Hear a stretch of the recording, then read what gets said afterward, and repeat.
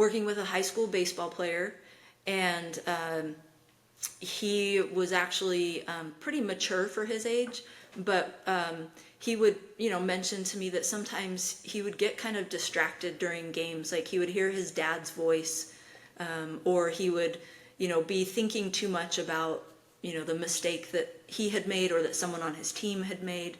And so we wanted to think more about his distraction, for lack of a better term, because it wasn't really distraction, it was just his maybe reaction to feedback that he was getting.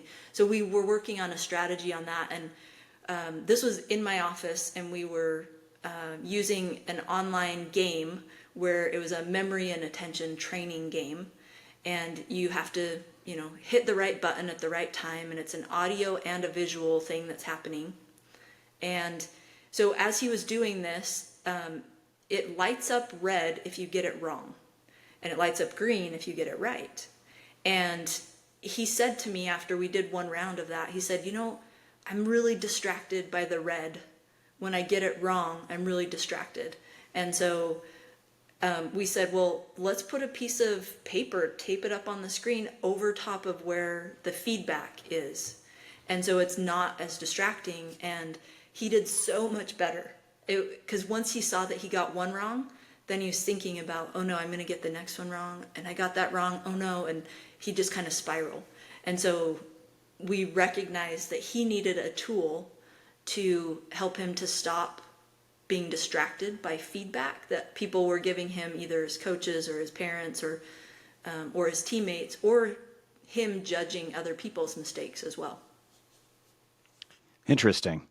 So to tie this back into basketball again, imagine a shooter, right, is normally maybe a very good shooter, and they're participating in a basketball game, and they shoot, they miss their first shot, and that gets in their head. I missed. Okay. Then they shoot again, they miss again. Then these are shots maybe that they would normally make. Now all of a sudden this shooter is 0 for 5, 0 for 6, and they're really in their head about, I haven't made a shot yet, and that's starting to impact their confidence. So then they're sort of further spiraling and maybe missing even more shots, kind of choking or getting the yips, I guess, by any number of other terms you could call it.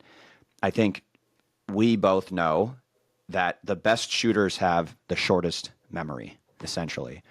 Your Kobe Bryants, your Michael Jordans, your LeBron Jameses, your Sue Birds, your Breonna Stewarts, your whoever you wanna say, right? These are athletes that they're so confident in their ability to make the next shot, they've already forgotten about the one before that, whether or not it went in. So it sounds like maybe you were working with this athlete on kind of blocking out that distraction or developing a shorter term memory almost, and helping them move on to whatever the next one is. Because as soon as he, I think, right? Yeah. As soon as he blocked out that red or green light and didn't know whether or not he even got the last one right or wrong, he wasn't concerned about that, and then could therefore focus on exactly what the task is at hand right now, whether it's the question on the screen or the next shot. And it sounds like that helped him perform much better. Is that true? Yeah, absolutely.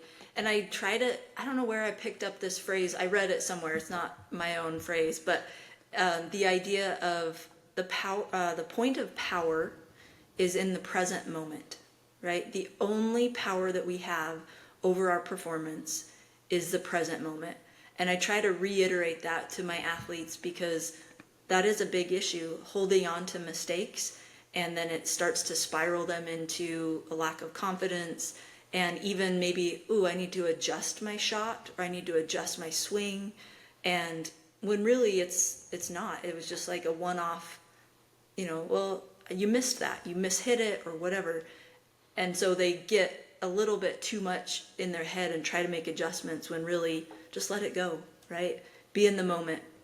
It's actually fascinating to think about, but just because we make one mistake literally has no bearing on the percentage that you're going to make the next shot, or you're going to hit the next ball or whatever. But mentally it has a huge impact, right? So we just got to learn how to let it go, mostly.